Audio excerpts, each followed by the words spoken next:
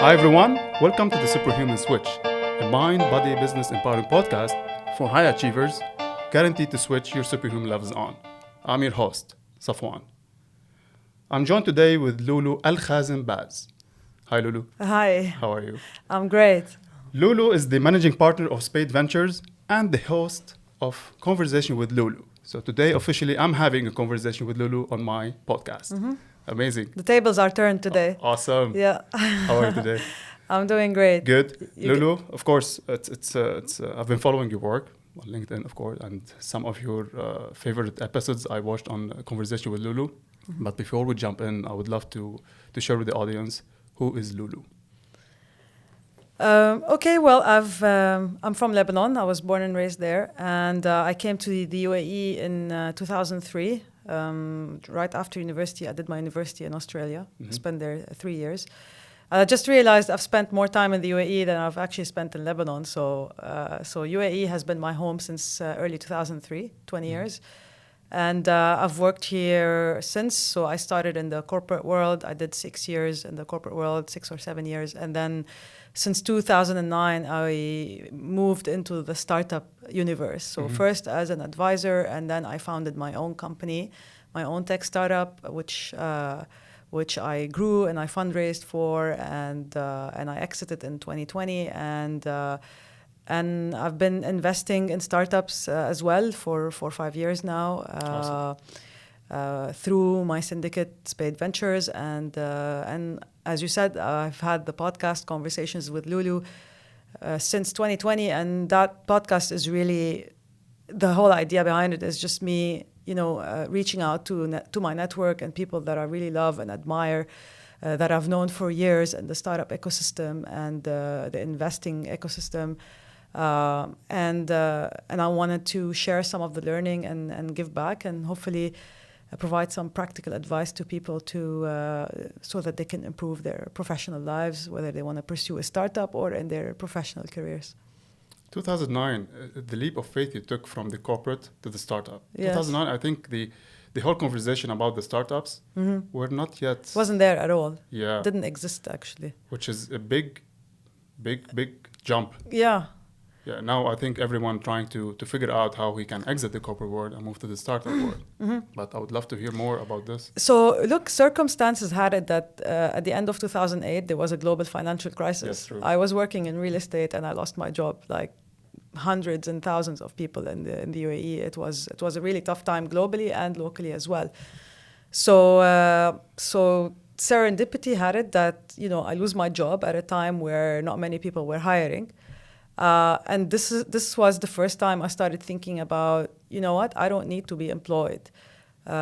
Maybe I need to start my own thing. And that was when I started thinking about entrepreneurship and doing my own thing. And then again, when you set your mind to something, just fate puts people in that space, ahead of you. And I ended up being introduced to a fantastic lady who was in investment banking and who wanted to start a startup advisory company. So I joined her. I learned so much about business planning, about building a financial model, about doing due diligence on companies, talking to founders, and that kind of set me up to launch my own business in end of 2011. Yeah. So I think once you kind of set your mind to something, fate, I don't know, serendipity, karma, whatever you want to call it, the world lines up, and you end up meeting people that would help you along the way. Yeah, they say that when the student is ready, the teacher appears. Yeah, which makes is sense. Which is amazing. Of course, we know a lot of stories during after the financial crisis that they took that stage and they did not look back to the corporate world, which is interesting. But I would really know if how things evolved in your perspective, because 12 years is quite long in that kind of businesses. More than 12 years, if you think from 2009 in the startup world. Yeah. How's my perspective evolved? Look, I mean, I think just a point on losing my job in 2008. At the time, I thought it was the worst thing that could happen to me. Today, I think it was the best thing that happened to me, because it set me on a course that I would have never thought of. I never thought of myself as an entrepreneur. I don't come from an entrepreneurial family. or a family business or something like that. So it was all actually very new. And I think I'm very grateful and lucky to actually have had this force majeure, that happened that kind of led me on that path. My perspective, when I started talking to entrepreneurs back in 2009, as you said, there weren't many people. Even the word entrepreneur and startups and all of that. True. They were not common. They were not the sexy terms that you hear today. There were probably 2 or 3 angel investors or VCs investing at that point. Yeah. So the landscape obviously has completely changed. It took me 8 months to raise $300,000 for my company, the first $300,000 I raised. Today, the smallest investment that usually you take on as a founder is probably $500,000 or $1 million. True. And you can probably close it a lot faster. So it has changed a lot. I think much more people are excited about entrepreneurship. There are so many success stories out there that people feel inspired by, globally and locally as well. So there's definitely more support from government. There's definitely many more investors today, and a lot of enablers. So you have a lot of accelerators, incubators, all of these types of organizations. They are there to help you, guide you as an entrepreneur as you set up your business in the early days. Yeah, true. It's evident, especially in this part of the world. The whole ecosystem is moving in the right direction, despite what's happening now. But I think it's a bright future for the whole ecosystem, especially in the key markets in the GCC. Yeah. But you've been there, you've done that, which is impressive. Conversation with Loulou. I think you covered. You briefly explained why you're doing the podcast, but I would really interested because we had this small conversation before we start about your journey and about the technical stuff. But what made you pick up? Because it's been 2 years.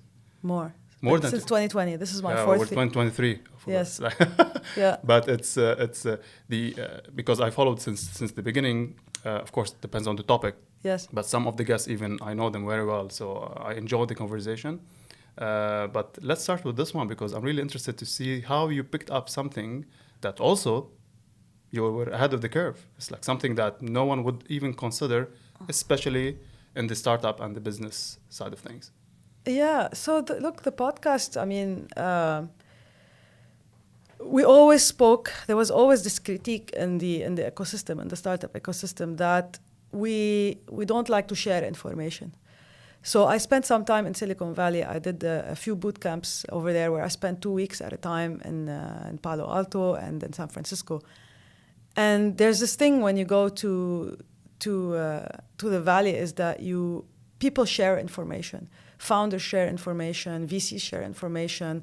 It's a very much it's a giving back type of mentality, right? Everybody wants to uplift everyone else. You're still competing with them, but there's no hoarding of information, and you don't necessarily use information as a source of power as much as you do here.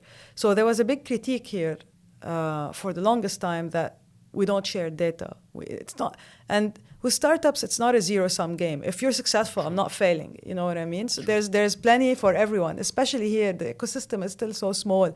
The pie can get much bigger. We're not eating off each other's section of the pie. So the podcast was a way for me to bring in people who have made it to share learnings and stories. So initially, I started with personal journeys, with a focus on personal journeys. But then I changed that along the way. So I do a lot more insights. So I think, look, these people that I'm hosting on the podcast are very inspiring and are very successful. But I think beyond inspiring people, I also want to educate people. So I want the listener to leave with a few things that they would take away from the podcast in terms of practical things that they can use in their day-to-day lives. Yeah, I'm a witness because also not only from the business kind of insights and tips, also from a personal level. Because some of the guests also, they shared their personal journey and how their mindset basically was set that, okay, these are the challenges, this is how we overcome it. And at the same time, regarding the information that they are delivered. I love this perspective about this competition where Because also I've been part of the new chip accelerator program in Texas, Houston, and they have the same fundamentals where all the founders in the specific industry, they sit together and they share kind of the strategy, the go-to-market strategy, a little bit of insight. Not all of them, they have a clear insight, but at least bouncing ideas, it will open kind of like different perspective to things. And people are scared of that, by the way. Entrepreneurs usually are, I mean, has changed a lot, but usually entrepreneurs would not want to share their idea because they're scared that someone will steal their idea. I heard that so many times, and you hear it over and over. And, it's important to know that ideas are worthless. Execution. It's all about actually doing the thing. True. And you have no idea how many people I met when I was building Nabbesh and being out there in the press and so on. People would come to me and they think, I had the same idea. Well, it doesn't matter, right? Everybody has this. I don't think there's anything new today. Everything's been done. Exactly. So, no novel ideas. It's just a way for you. I mean, unless you're in R&D and you're trying to really create a new product, which is very small portion, let's say, of the new startups that are coming out. I couldn't agree more. Last week, you posted something really cool, and I reflected on it, which is a message to your younger self. Oh, yes. About the accepting of failure and be kind to yourself. Yes. And the third one, which is not to determine the past. The past will not determine your future. Yeah. Talk more about this, because I love this and I really reflect, and I think it's a really strong message. The three of them? Yeah, start with so self-love, look, I think it never came easy to me. I was always my number one critic, which is a blessing and a curse. It's a blessing because you're always pushing yourself, but it's a curse because it's never enough. Every time I reach a milestone, it's okay, what's next immediately? So it gets tiring after a while. And I think you realize it at some point that you need to cut yourself some slack, right? And it's okay if things didn't work out the way you want them. And it's okay to fail. And it's okay that X is upset with me because I said this, and it's just like forgive yourself and be kind to yourself and love yourself. Like sometimes, this may sound really funny, but sometimes I force myself to look in the mirror and say, I love you, Loulou, It sounds funny, but it's so difficult. And nothing wrong. Subconsciously you are communicating with yourself, which is amazing. Yeah, because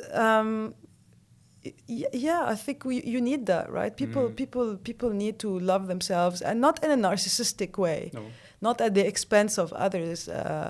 But we tend to take care of other people, but then tend to forget ourselves, especially as parents. You're a father, maybe you know that. As mothers, even more. So I think loving yourself is important. Embracing failure is, something I also learned along the way. As an entrepreneur, you have lots of failures, some fatal, some non-fatal. So it's never a good experience. Like, it's never something that you enjoy going through. But there's always a learning, and I think sometimes the learning comes a few months later, or 6 months later, or 1 year in hindsight. Yeah. But it happens all the time, and it's okay. It's okay. It's okay to fail. I think in our culture, we're not encouraged to fail because when you are raised, your parents are always, what grades did you get, and why aren't you faster than the other person, and like it's always, you're raised on this competition, especially as a man, probably more so than a woman. True. So there's all this pressure on you to perform, to do better, to be the first, etc., etc. So we have this. I was watching the other day on Instagram. There's this guy that makes jokes about Arab families, and he had this clip where he's imitating an Arab mother shouting at her kid for getting a B, not getting an A. Like, why did you get a B? So that's on failure. And I think the third point on the past doesn't determine the future. So you're from Lebanon. I'm from Lebanon. We all know where Lebanon is today. Yeah. And I think I knew very early on. At 17, I left Lebanon. And I knew very early on that maybe I will not get the opportunities that I want in Lebanon, because in Lebanon, as you know, if you didn't know someone or you're related to someone or someone gives you a wasta to get a job, or it's not a meritocracy. It's who you know, it's your religion, it's a lot of things, your gender probably. Yeah. So I think I knew early on that I'm not going to make it here. And I left when I was 17, so in 99.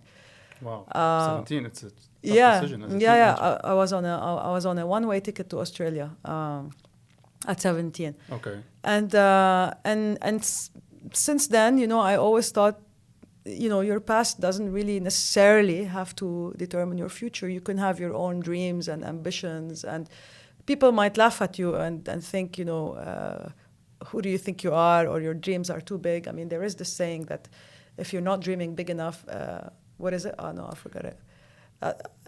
No. I think if people are not laughing at your dreams, then they're not big enough. That's or something true. something like that. The positioning of it is like they consider you like stupid or like crazy. That means that this is the right. Probably, or you are stupid. I don't know. We'll figure it out. Time will tell. Time will tell. But either way, if you end up being stupid, it's also a good thing. But it's people fine. will look at you. At least you had the courage to take it. This is the difference. This is the way I looked into it. Yeah. But it's sometimes when you fail. Sometimes you don't have options, Saf. Sometimes you don't have options. You know, I don't come from a rich family. I come from a middle class with also the devaluation that happened in the 80s of the lira. True. My family lost a lot of their money. I remember these 80s, days, the coins we used them for flipper. Yeah. So I lost my point, but basically regarding the past and the future. Your past doesn't really determine your future, not necessarily. It's your journey to Australia was intentional to study there, and then you figured it out, because also I have a couple of friends that they were dispersed to either Canada or to Australia or even to Europe, which is sad, because this is where you realize that your friends are leaving the country. Because I was 27 years old, not 17. Yeah. But I was super attached, and I shared with you before the podcast that I was active in the Scout and in the Red Cross for a while. But you reach a point of realization that, okay, if I have this growth mindset, I don't have the resources. I don't have the surroundings the environment that facilitate this growth. But Australia, I think it was a harsh, kind of a distant place. Yeah. So there was no Emirates that would take you there in 14 hours or 12 hours, that's for sure. So let's start with the trip. Yeah. How many flights? It was a long trip. It was a long trip, actually. It used to take me 24 hours to get there, between like layovers and stuff like that. But I remember the first time I landed in Sydney, fresh from Lebanon. And I remember there were so many Asians there in Sydney. Like there's a lot of Koreans and Chinese and stuff. The proximity. Yeah. And I remember this was like my first introduction to being exposed, you know, to different cultures and different people and different religions and different habits and so on. And it was such a great learning experience. Australia was so hard on me, so hard. It wasn't easy at all, but it hardened me and it made me who I am today. It was such a learning experience over there. I can imagine. It's especially that you were 17 years old. So the whole environment, new culture. Completely new. Yeah, I mean, I don't think I had seen a Chinese person or a Korean person in Lebanon, like face to face. Yeah, you know, exactly. We only see Lebanese back then. But it's like... Lebanon is not very multicultural, at least when I was growing up. I mean, we had war, we had other worries. Exactly, we have other parties more than other people. Yeah. That's sad. But when did you move to Dubai after you stayed for a while in Australia? I was there for 3 years. So I did my bachelor's and then I came back. I came to Dubai.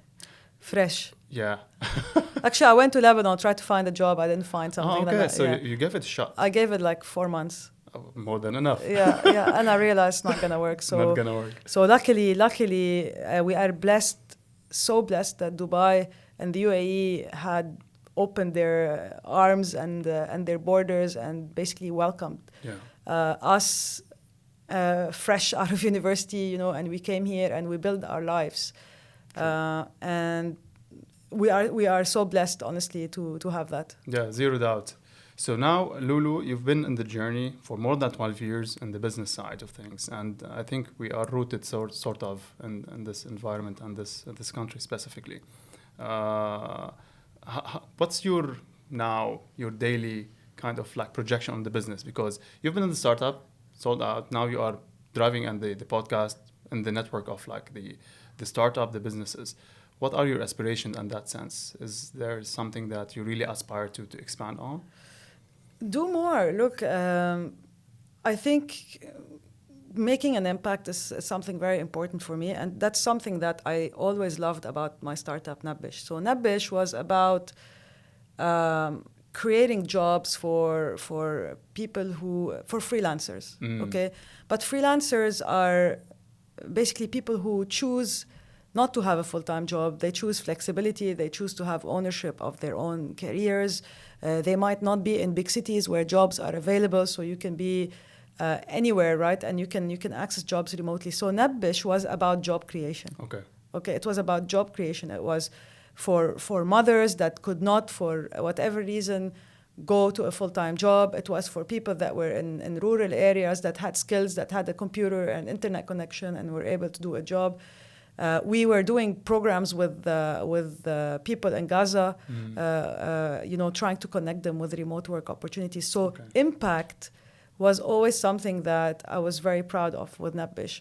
And I always said, I could be in e-commerce, or I could be in some other business and probably making a lot more money by just selling you stuff. Yeah. But I felt that the impact that we did through Nabbesh was amazing. Thousands of people found job opportunities because of that platform. So I want to continue down that path. I think every business should have some kind of social angle, not for it to be a social business. I'm not saying you need to be an NGO, but to have some kind of social impact angle. Yeah. And I think for me, when I'm investing in entrepreneurs today, I'm helping in job creation. I'm helping these people give their ideas a try. I'm guiding them through brainstorming with them on how to do it without, by learning from my mistakes as well. So they can learn from my mistakes so that they don't have to do everything on their own. Yeah. So this is impact, right? Because each entrepreneur, when they create a business, then they hire a few people, then they hire 10 people. And if they're successful, they can hire hundreds and thousands of people. So this is the way, I believe I continue to do impact. And the podcast as well, I think a lot of impact can be created through there. I mean, I had my latest episode, it wasn't really, I moved a little bit from tech and startups, and I had a phenomenal psychologist, clinical psychologist, who spoke about, raising resilient girls. How do we raise girls and women to become women who are independent and strong, and how do we raise boys that actually grow up to be men that respect women? Yeah. And so I feel that these topics are so important, and I think that people benefit. I think that there is impact from that. I think you have the right platform, and I watched a little bit clips of this episode, and I really appreciate the fact, especially that I'm a father of a daughter, and especially now all the buzz around these topics. Not to take it in the context, and luckily enough, and I booked this 4 episodes for this month just to have the conversation with amazing women that can really deliver the message. And I think this topic we need to carry on beyond the 1 month. This is what usually what unfortunately happens, that they celebrate the Women's Day voila, done. And all the conversation, luckily I've been in the corporate for 17 years with big companies, Samsung, Nestle, all of them. And all the conversation internally, how to make sure that these kind of like, I wouldn't like the word empowerment, but the fact that to create the equity or the platform for this the is others. The word. It's equity. True. This is the key word. I mean, I think empowerment Empowerment is such a great word, but so many people use it for everything, you know? Like, True. you know, if you're selling diapers, you're all of a sudden empowering women. You know what I mean? So Misused. it's just, I remember, it's like when I was in real estate, everything was luxury. Everything was luxury, you know? You could have a 1-bedroom in JBR Luxury. or a villa, and I don't know where. It was all... Keyword. Yeah, SEO keyword. so I think, unfortunately, empowerment just lost its meaning because it's just used everywhere on everything. Equity, I think, is very important, more so than equality, because we are different. Men and women are different, so it's not necessarily equality. True. But equity, you know, is to have the access to the opportunities, is to have not to have barriers. True. I posted on my social media the other day a visual that was so powerful. There was a race. Okay, and there were women and men about to go on a race.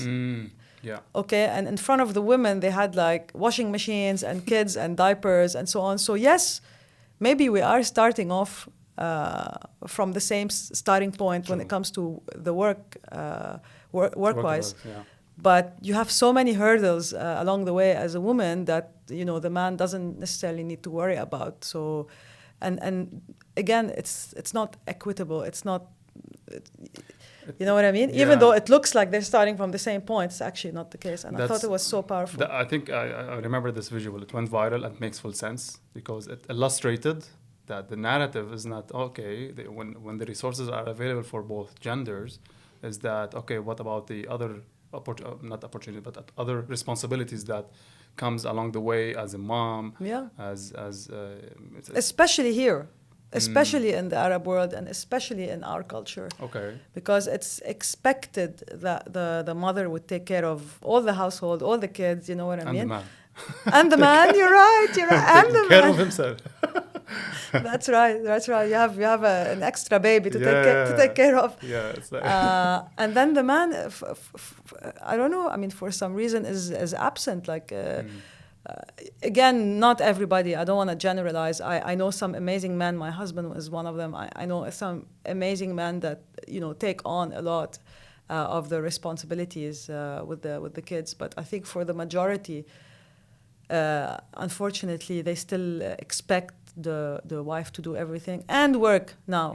You know what I mean? On top of that. Again, going back to my recent conversation. On the podcast is that you know, we were talking and Karine, the clinical psychologist, she told me, you're doomed if you work and you're doomed if you don't as a woman, because if you're working, you know, you're shamed for working because you're not taking care of your family. True. And if you're not working, you're shamed for actually not working because you're not successful, and like it's like you never win. The expectations are not, I would say, it's difficult. It's very difficult. True. Yeah. How your growth mindset is sharpened? What are your practices when it comes to because now you're exposed to, of course, successful people, aspiring founders, and I love the fact that you are a mission-driven founder in a lot of sense with the impact, but how you keep yourself on the edge of like information, mindsets. I think you drive and you have a voice, but I'm really interested that not from the receiving side, how you make sure that you are on the edge and ready to deliver the message? Many things. I mean, first of all, I read a lot. So I'm always subscribed to like industry newsletters. So I try to stay on top of things when it comes to investing, startups, crypto, business in general. Yeah. I listen to podcasts as well myself that I really enjoy and can learn from. I ask a lot of questions, so I am, as you said, I'm fortunate enough to have built an amazing network over the past 20 years that I've been here in the UAE. So I am surrounded by some amazing people and really successful people, and every conversation with them, to be honest, is an opportunity to learn, whether it's on the podcast or off mic. Curiosity, I mean, I sometimes look at taking additional courses, I read books. I've kind of self-developed myself actually since the get-go. So it's always something that was part of my DNA. I'm not shy to ask questions.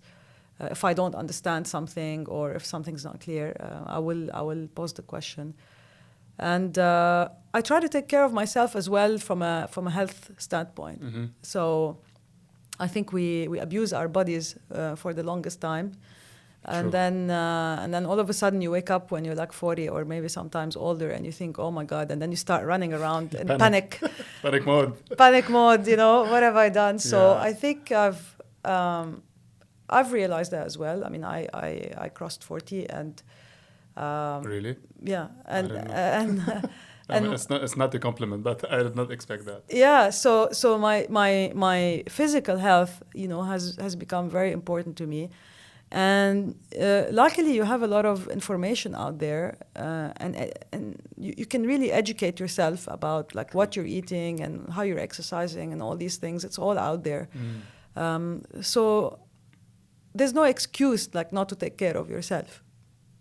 Probably you would know that better. Yeah, it's for me. It's a really important point because going back to the idea how you are taking care of the surroundings and your family, and I call it the selfishness, which is important. Self-care, actually. Yeah, but it's sometimes you have to position it with an aggressive tone, which is selfishness, because it's a positive selfishness, because everything will have a positive ripple effect on the close ones, on the friends, on the society. And going back also to the point that when it comes to the becoming a father, that okay, if I want to sustain this in the long run, how long my kids will stay with me? If you look into the time scale, there's nothing. It's 18, 20 years. Yeah. And the only person that will going to stay longer is your spouse. And after that, before and after, only you. Yes. So you have to take care of yourself mentally and physically because you're the only one you'll stay together. That's true. So this is where I frame it in that manner. But I like the fact that you have the awareness of this point because we all know the relationship between the mind, body. Yes. And they are not disconnected. And how they always give us the energy to keep going, especially with this high mindset and high kind of like stressful environment. And I love the fact because we had this conversation even before about the people that they come to Dubai and sometimes they don't feel this kind of like vibe because it's high speed, but somehow we got used to it. So do you enjoy still the acceleration, which is an amazing improvement considering what's happening globally? I think it's really important to be grateful about the reality, how things are growing here. And it's our choice to grow with it or we stagnate. So how you look into this, especially that the whole ecosystem, Dubai, Saudi Arabia, is really kind of becoming the center of the world.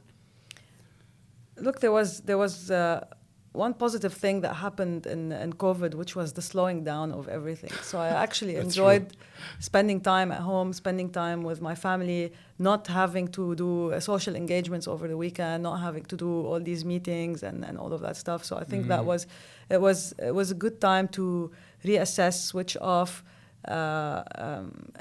realign and really relax a little bit. But in general, I'm a busy bee. Like I like the fast-paced life. I always think, you know, I want to retire one day and live somewhere on like, you know, Yellowstone. Yeah, so I want to have my ranch and my horses and make my own organic jam. Organic jam. It's this is my vision for my future. Okay, are you pitching the idea? Ranch. Yeah, I don't what someone wants to invest in my ranch, maybe. بالمربى, exactly. Yeah. I always picture that how I will end up. In reality, I don't know if I can actually switch off this much because I enjoy being active. I enjoy work. I enjoy work. I keep telling people, like I'm the person that you would not hear, oh, I can't wait for the weekend. Like this is not me. I actually enjoy my weekdays. I enjoy meeting great people, having great conversations, achieving things, doing things. So I like fast-paced, basically. And of course, sometimes Dubai takes it to the next level. So sometimes you have people literally working from night and then they have evening activities for work-related stuff. So they're literally burning out. I think that's a bit too much for me. But I like the speed of things here because you see, I mean, even if you look at like the space I'm in, like the whole startup space, you know, we started up with a few entrepreneurs, with a few startups, and then, you know, Dubai put fuel on it like it does on a lot of things. And, last year there was just over $3 billion invested in startups across MENA, and out of which just over $1 billion is in the UAE. So things happen here, right? Things happen here. You work hard, but you also have the luxuries. You also end up meeting amazing people. You have some of the top companies that have headquarters here. It's a great place to build a career. Absolutely. No, it's really impressive. And again, I will keep an eye on the journey. I really enjoy the whole conversation and keeping an eye on your podcast. Thank you. Please let me know. And I remember that we exchanged a couple of tips.